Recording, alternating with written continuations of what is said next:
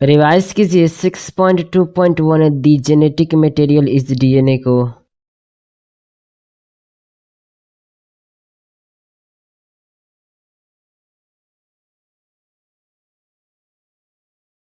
बताइए किसके एक्सपेरिमेंट से अनइक्विवोकल प्रूफ हो पाया कि डीएनए एक जेनेटिक मटेरियल है।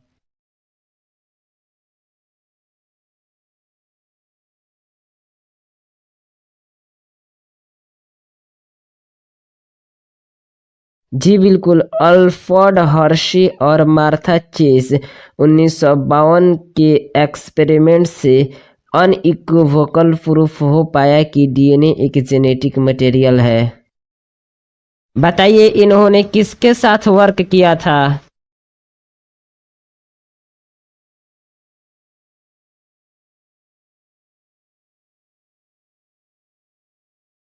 जी बिल्कुल, they worked with viruses that infect bacteria called bacteriophages. बताइए बैक्टीरियोफेजेस किसको कहा जाता है।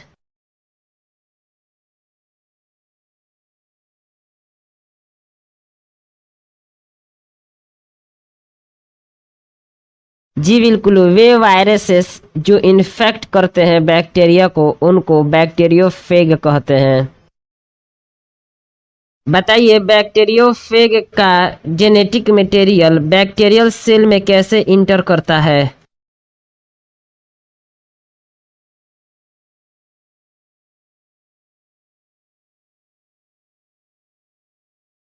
जी बिल्कुल, बैक्टीरियोफेग अटैच होता है बैक्टीरिया से और इसका जेनेटिक मटेरियल इंटर कर जाता है बैक्टीरियल सेल में।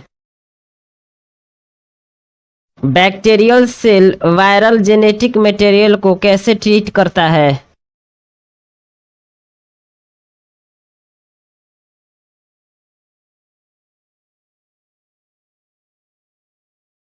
जी बिल्कुल, bacterial cell viral genetic material को अपना समझने लगता है जिससे आगे चलकर अधिक वायरस का निर्माण होता है। जी बिल्कुल, the bacterial cell treats the viral genetic material as if it was its own and subsequently manufactures more virus particles. बताइए हर्शे और चेज ने किस बात का पता लगाने के लिए एक्सपेरिमेंट किया था।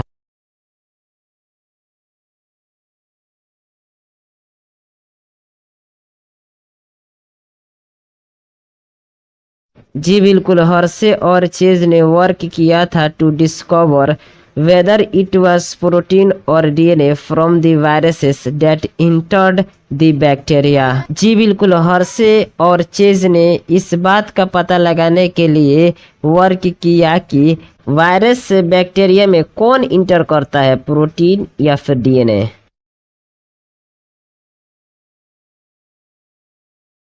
उन्होंने कुछ वायरसेस को मीडियम पर ग्रो किया था। बताइए वो क्या कंटेंट किए थे।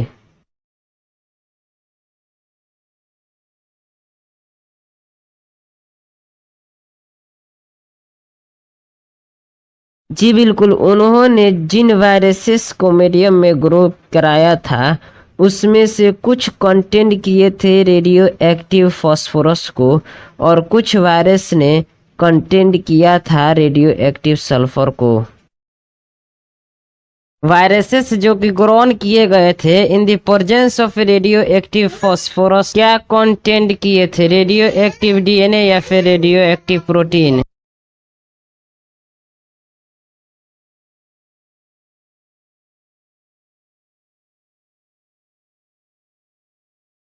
जी बिल्कुल, viruses grown in the presence of radioactive phosphorus content radioactive DNA but not radioactive protein, क्योंकि DNA contains phosphorus but protein does not. बताइए वायरसेस जो कि ग्रोन किए गए थे रेडियो एक्टिव सल्फर पर वो क्या कंटेंट किए थे।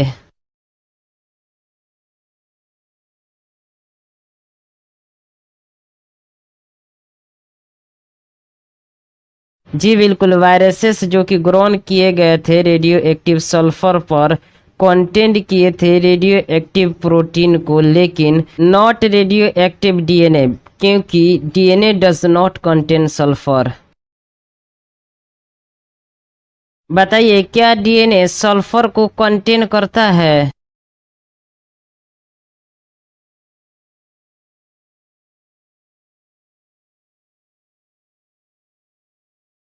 जी बिल्कुल, डीएनए सल्फर को कंटेन नहीं करता।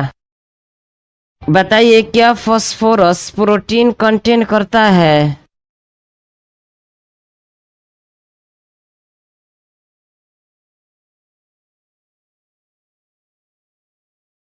जी बिल्कुल, फास्फोरस प्रोटीन कंटेन नहीं करता।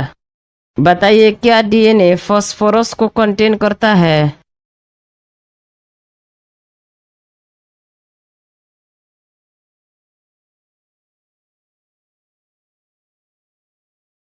जी बिल्कुल, डीएनए फास्फोरस को कंटेन करता है। अल्फ्रेड हर्शे और मार्शा चेज के एक्सपेरिमेंट में रेडियो एक्टिव फेग को किस पर अलाउड किया गया था टू अटैच?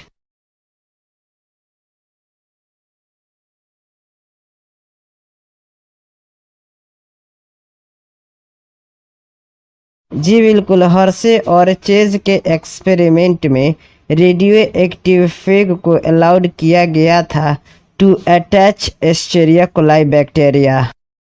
बताइए हर्शे और चेज के एक्सपेरिमेंट में जब इन्फेक्शन प्रोसीडेड करता है तब क्या रिमूव्ड हो जाता है from bacteria by agitating them in a blender?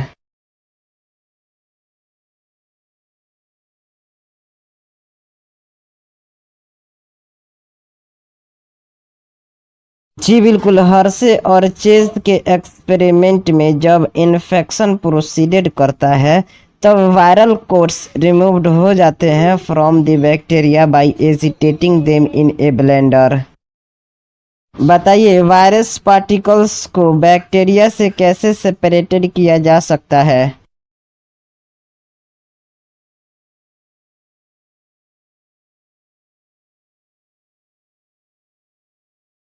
जी बिल्कुल, वायरस के पार्टिकल्स को सेपरेटेड किया जा सकता है from the bacteria by spinning them in A centrifuge. Hershey और चेज के इस वर्क में बताइए कौन से बैक्टीरिया इंडिकेट करते हैं कि DNA was the material that passed from the virus to the bacteria?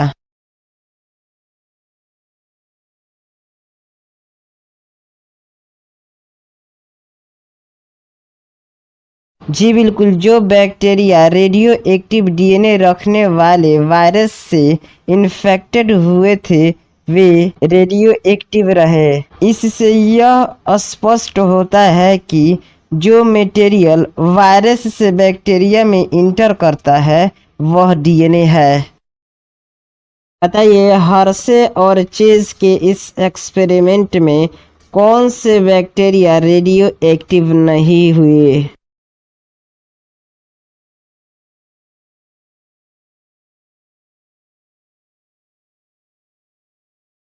जो बैक्टीरिया उन वायरस से इन्फेक्टेड थे जिनमें रेडियो एक्टिव प्रोटीन था वे रेडियो एक्टिव नहीं हुए। बताइए इससे क्या पता चलता है?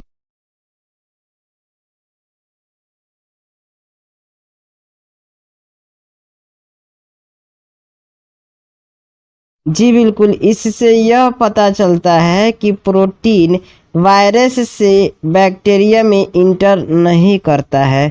इस वजह से जेनेटिक मटेरियल डीएनए ही है जो विषाणु से या फिर वायरस से बैक्टीरिया में इंटर करता है। चलिए फिगर 6.5 दी हर्शे चेज एक्सपेरिमेंट को अपने नोटबुक में कम से कम 10 से 20 बार बनाइए।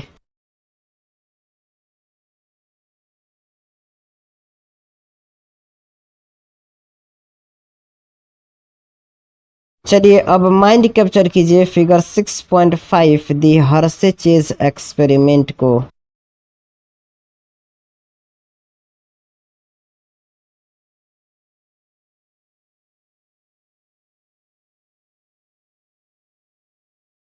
बताइए क्या आपको इस फिगर में बैक्टीरियोफेग की लेबलिंग दिख रही है?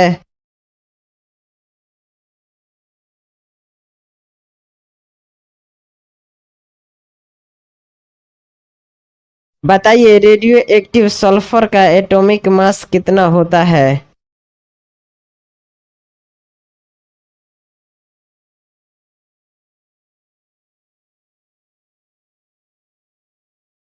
जी बिल्कुल, रेडियो एक्टिव सल्फर का एटॉमिक मास 35 होता है। चलिए रेडियो एक्टिव फास्फोरस का एटॉमिक मास बताइए।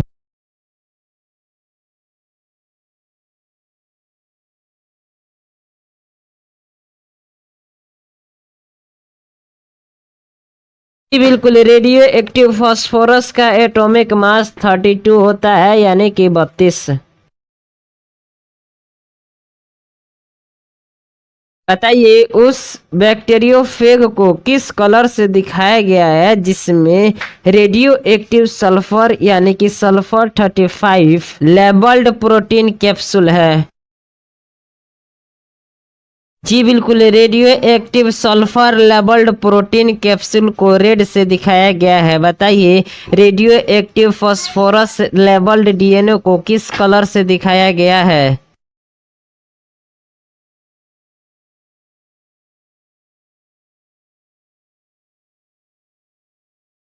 जी बिल्कुल, रेडियो एक्टिव लेबल्ड डीएनए को रेड से दिखाया गया है, यानी कि radio active phosphorus 32 labelled DNA. चलिए इन्फेक्शन के फिगर सबसे पहले radio active sulphur labelled protein capsule के देखने की कोशिश कीजिए।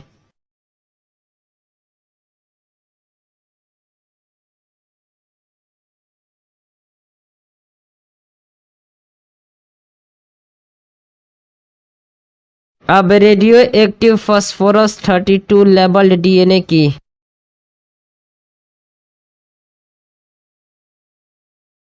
चलिए blending radio active sulphur 35 labelled protein capsule की।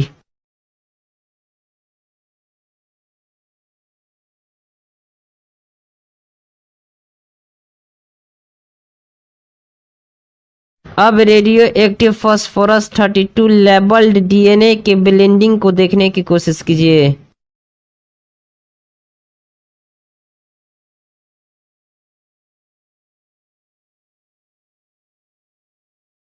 चलिए radio active sulphur 35 labelled protein capsule के सेंट्रीफ्यूगेशन को देखिए। बताइए क्या इसमें रेडियो एक्टिव सल्फर 35 डिटेक्टेड होगा सेल में?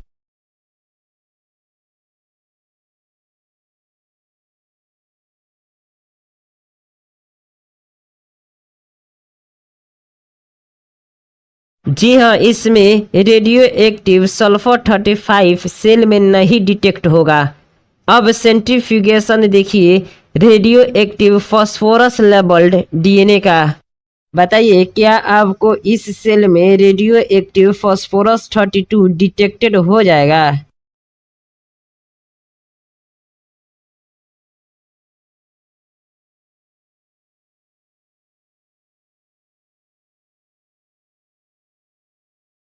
जी बिल्कुल, रेडियो एक्टिव फास्फोरस 32 डिटेक्ट हो जाएगा radio active 32 phosphorus labelled DNA वाले सेल में। बताइए radio active sulphur 35 labelled protein capsule वाले में क्या रेडियो एक्टिव सल्फर 35 डिटेक्ट हो जाएगा इन सुप्रीनेंट?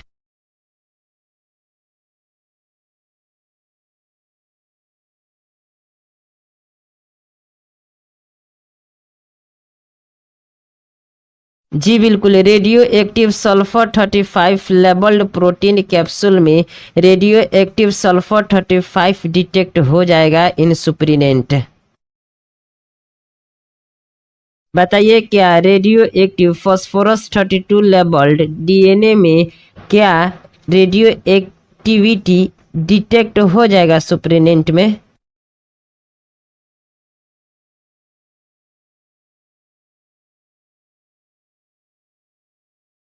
जी हाँ, बिल्कुल भी नहीं होगा सुपरिटेंडेंट में रेडियो एक्टिविटी डिटेक्ट।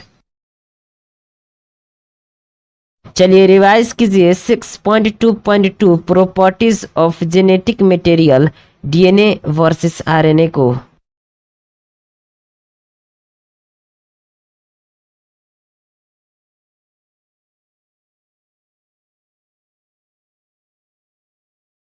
बताइए किसके एक्सपेरिमेंट से the debate between proteins versus DNA as the genetic material was unequivocally resolved।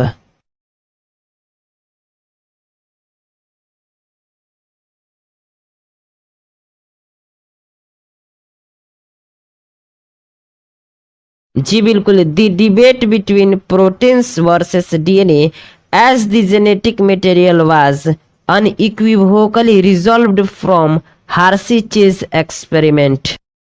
हार्सी Chase experiment से जेनेटिक मटेरियल के बारे में कौन सा फैक्ट एस्टेब्लिश्ड हुआ?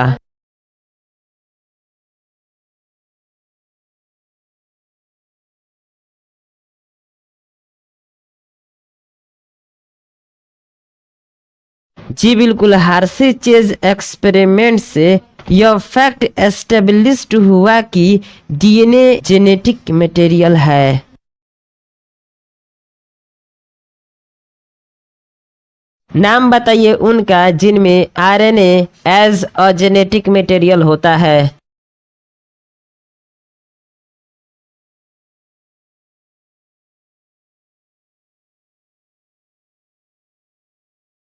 जी बिल्कुल, वायरसेस में आरएनए एज जेनेटिक मटेरियल होता है। एग्जाम्पल बताइए वायरसेस का जिनमें RNA as a genetic material होता है।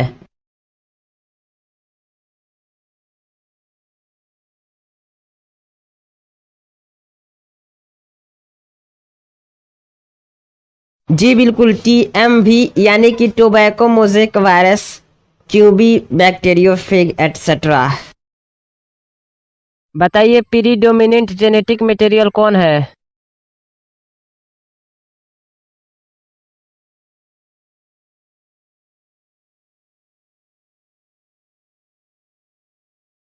जी बिल्कुल, डीएनए प्रीडोमिनेंट जेनेटिक मटेरियल है।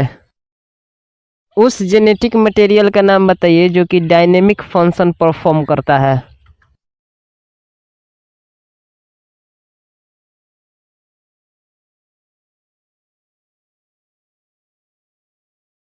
जी बिल्कुल, आरएनए डायनेमिक फंक्शन परफॉर्म करता है।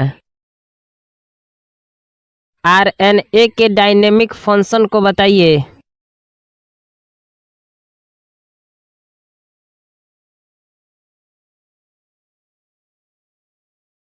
जी बिल्कुल, आरएनए परफॉर्म करता है डायनेमिक फंक्शंस को of messenger and adaptor. Can you recall the two chemical differences between DNA and RNA?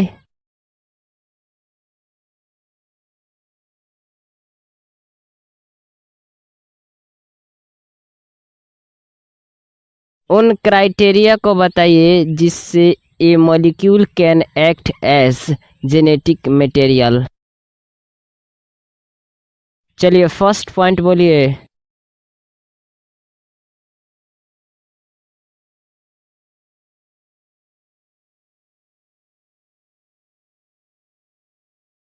जी बिल्कुल, molecule should be able to generate its replica यानी कि रेप्लिकेशन। चलिए सेकेंड पॉइंट बोलिए।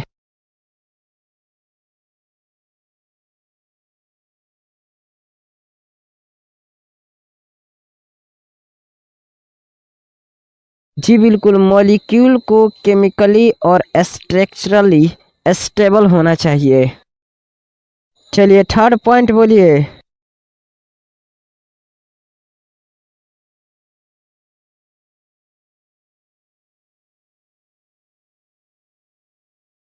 जी बिल्कुल, मॉलिक्यूल को प्रोवाइड करना चाहिए the scope for slow changes that is mutation that are required for evolution. चलिए फोर्थ पॉइंट बोलिए।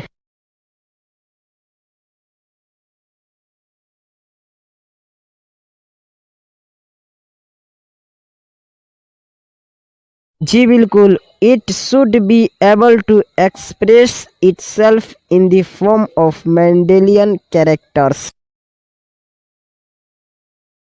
रूल ऑफ बेस पेयरिंग और कॉम्प्लीमेंटरिटी को ध्यान में रखते हुए नाम बताइए उस दो न्यूक्लिक एसिड का जिसके पास एबिलिटी होती है टू डायरेक्ट देयर डुप्लीकेशन।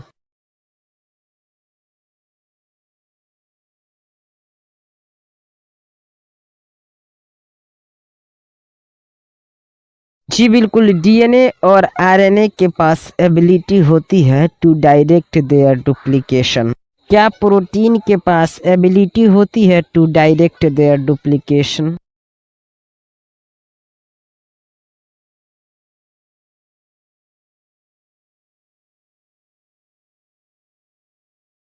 जी बिल्कुल, प्रोटीन के पास एबिलिटी नहीं होती है to direct their duplication. Genetic material को एनफ स्टेबल होना चाहिए और इसको चेंज नहीं करना चाहिए with different stages of life cycle as और with change in physiology of the organism. बताइए क्या Griffith transforming principle stability of genetic material के बारे में बताता है? यदि बताता है तो कैसे बताता है, बताइए।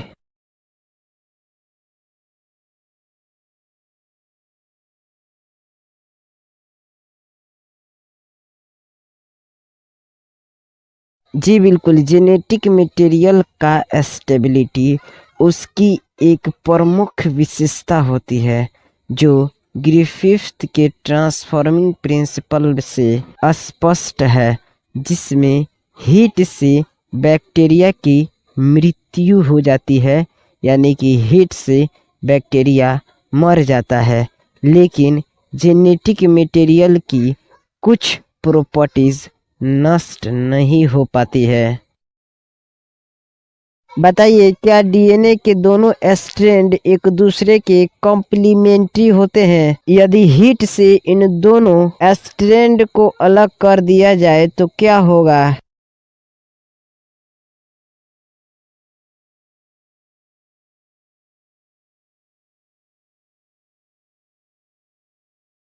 जी बिल्कुल, डीएनए के दोनों स्ट्रैंड एक दूसरे के कॉम्प्लीमेंट्री होते हैं। यदि हीट के द्वारा दोनों को सेपरेट कर दिया जाए तो उसके बाद भी एप्रोप्रिएट कंडीशन होने पर एक दूसरे से जुट जाते हैं।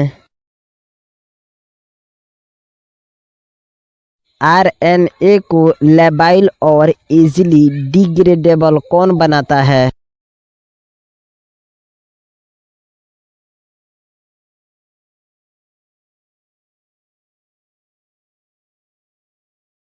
जी बिल्कुल, आरएनए में एवरी न्यूक्लियोटाइड के सेकेंड प्राइम पर present reactive OH group RNA को लेबाइल और इजीली डिग्रेडेबल बना देता है। आरएनए रिएक्टिव क्यों होता है?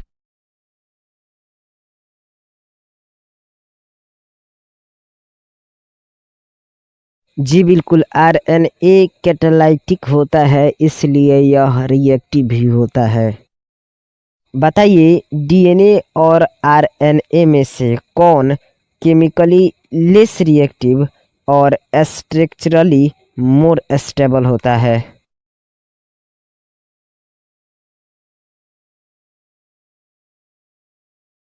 जी बिल्कुल, डीएनए केमिकली लेस रिएक्टिव और स्ट्रक्चरली मोर स्टेबल होता है जब कंपेयर्ड किया जाता है आरएनए से। तो बताइए डीएनए और आरएनए दो न्यूक्लिक एसिड में से कौन बेटर जेनेटिक मटेरियल है?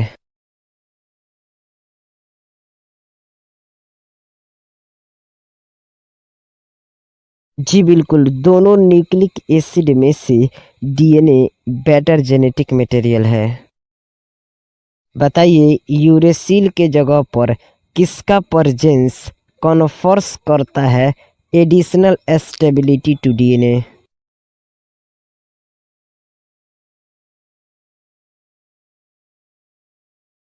जी बिल्कुल, यूरेसिल की जगह पर थायमिन का प्रेजेंस भी कन्फर्स करता है एडिशनल स्टेबिलिटी टू डीएनए। बताइए क्या दोनों डीएनए और आरएनए म्यूटेट होने के लिए एबल हैं?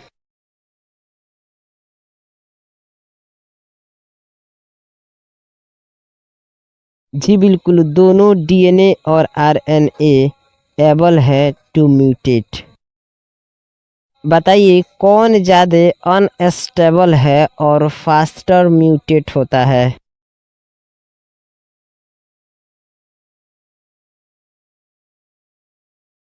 जी बिल्कुल, आरएनए ज़्यादा अनस्टेबल होता है और म्यूटेट होता है एट फास्टर रेट। बताइए क्या इसी वजह से वायरसेस जिनमें आरएनए जीनोम होता है उनका शॉर्टर लाइफ स्पान म्यूटेट होता है और इवॉल्व होता है फास्टर? बताइए कौन डायरेक्टली कोड कर सकता है for the synthesis of proteins और इसलिए यह इजीली एक्सप्रेस करता है द कैरेक्टर्स?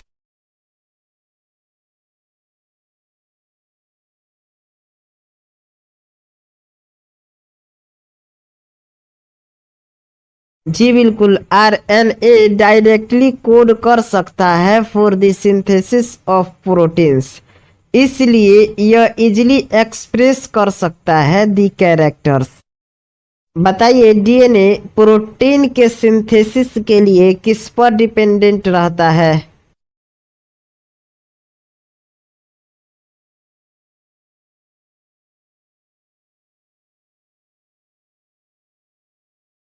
जी बिल्कुल, डीएनए प्रोटीन के सिंथेसिस के लिए आरएनए पर डिपेंडेंट होता है। बताइए प्रोटीन सिंथेसाइजिंग मशीनरी किसके अराउंड इवॉल्व होता है?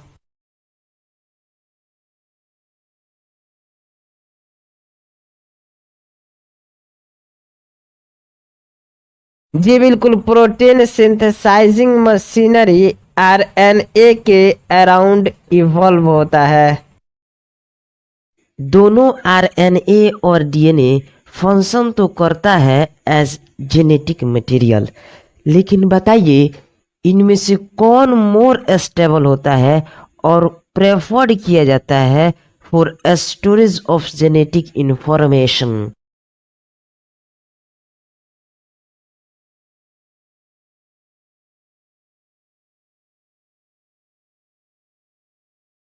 जी बिल्कुल, दोनों आरएनए और डीएनए फंक्शन करता है एज अ जेनेटिक मटेरियल, लेकिन डीएनए मोर स्टेबल होता है और इसको प्रेफर्ड किया जाता है for storage of genetic information.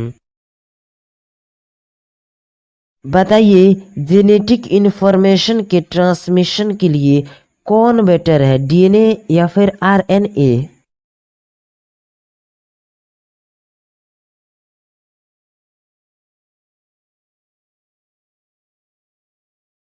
जी बिल्कुल, ट्रांसमिशन ऑफ जेनेटिक इंफॉर्मेशन के लिए आरएनए बेटर है। रिवाइज कीजिए 6.3 आरएनए वर्ल्ड को।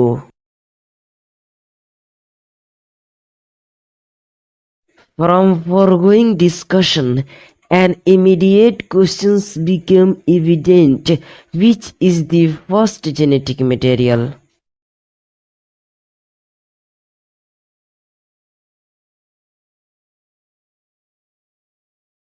जी बिल्कुल, हम लोग इसको डिस्कस करेंगे डिटेल में in the chapter on chemical evolution, लेकिन briefly we shall highlight some of the facts and points. RNA was the first genetic material. बताइए क्या आरएनए फर्स्ट जेनेटिक मटेरियल था?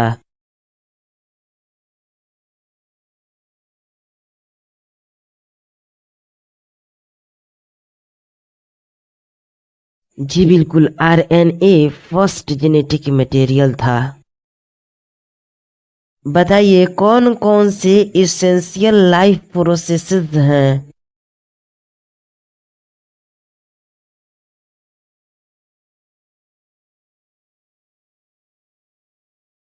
जी बिल्कुल, metabolism, translation, splicing etcetera essential life processes हैं। बताइए essential life processes जैसे कि metabolism, translation, splicing etcetera किसके around evolved किया था।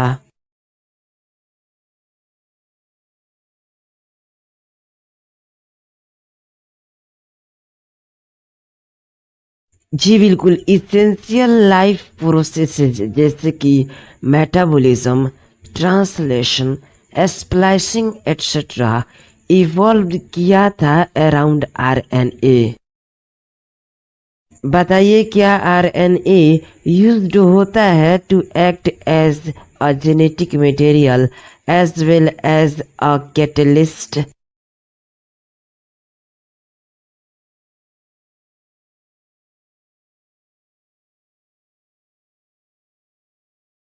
जी बिल्कुल, आरएनए यूज्ड होता है to act as a genetic material as well as a catalyst.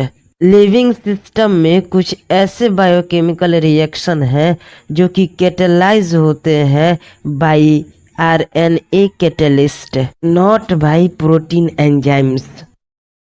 RNA, being a catalyst, was reactive and hence unstable. बताइए क्या डीएनए आरएनए से इवॉल्व हुआ है।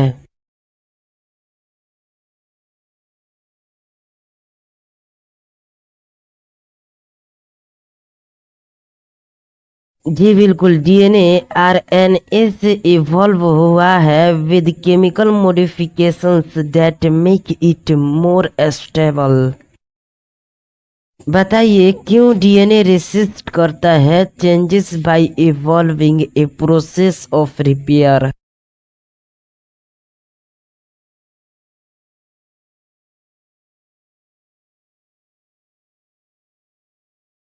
जी बिल्कुल, डीएनए डबल स्ट्रैंडेड होता है and having complementarity strand further resist changes by evolving a process of repair.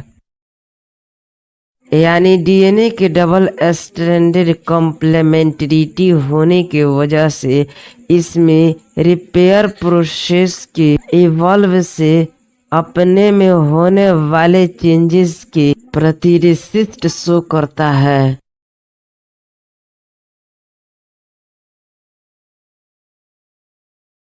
तो guys, molecular basis of inheritance की इस ऑडियो डिस्कशन को लाइक कीजिए। अब शेयर करें। यदि फैमिली के न्यू मेंबर हैं तो सब्सक्राइब करें, अन्यथा 6.4 एप्लीकेशन को जल्दी से रिवाइज करें।